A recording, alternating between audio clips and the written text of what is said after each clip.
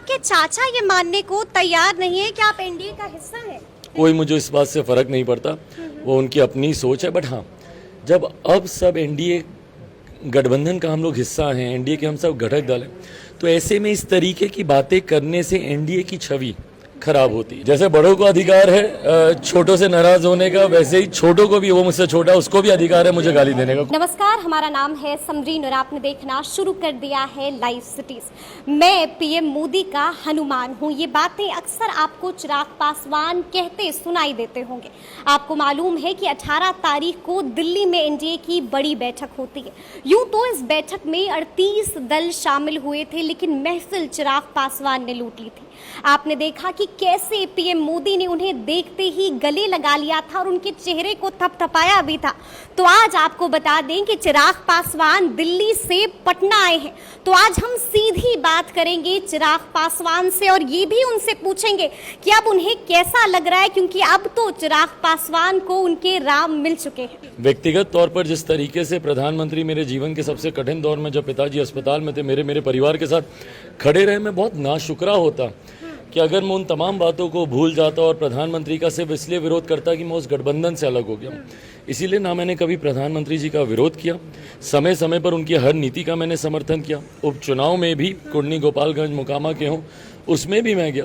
तो ये मेरे वो रिश्ते हैं मेरे प्रधानमंत्री से, जो शायद कभी कोई समझ नहीं पाता था और इन बातों को लेकर तंज कसता था। पर मुझे लगता है उन्हीं खूबसूरत रिश्तों की एक झलक उस दिन एनडीए की बैठक में देखते हैं। अच्छा, ये बताइए चिराग कि आपके चाचा ये मानने को तैयार नहीं है कि आप एनडीए का हिस्सा हैं? भाई मुझे नहीं पता कौन मानता है नहीं मानता है, जिनको प्रधानमंत्री गले लगा रहे हैं, तो ऐसे में ये प्रश्न उठाना मतलब मुझे थोड़ा उचित नहीं लगता। बट बहरहाल कोई मुझे इस बात से फर्क नहीं पड़ता, वो उनकी अपनी सोच है। बट हाँ, जब अब सब एनडीए गठबंधन का हम लोग हिस्सा हैं, एनडीए के हम सब घटक दल हैं, तो ऐसे में इस तरीके की बातें करने से एनडीए की छवि खराब होती है।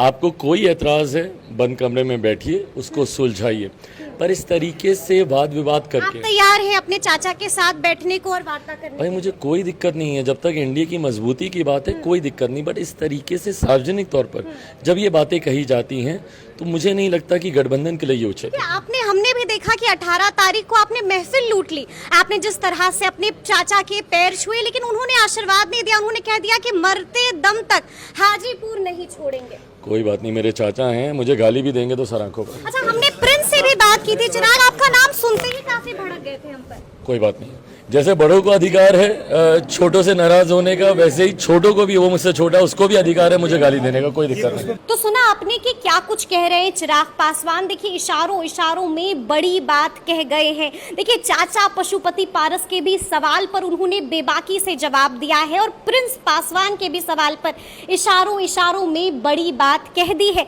तो अब देखना होगा कि आगे क्या कुछ होता है, क्योंकि आपको मालूम है कि चिराग पासवान ने कैमरे के सामने बोल दिया है कि चाचा से वो बातचीत के लिए अब भी तैयार हैं। तो अब देखना है कि आगे क्या होगा। लेकिन इस तरह के तमाम अपडेट्स के लिए ऐसे ही हमारे साथ बने रहिएगा और देखते रहिएगा लाइव सिटी। शुक्रिया।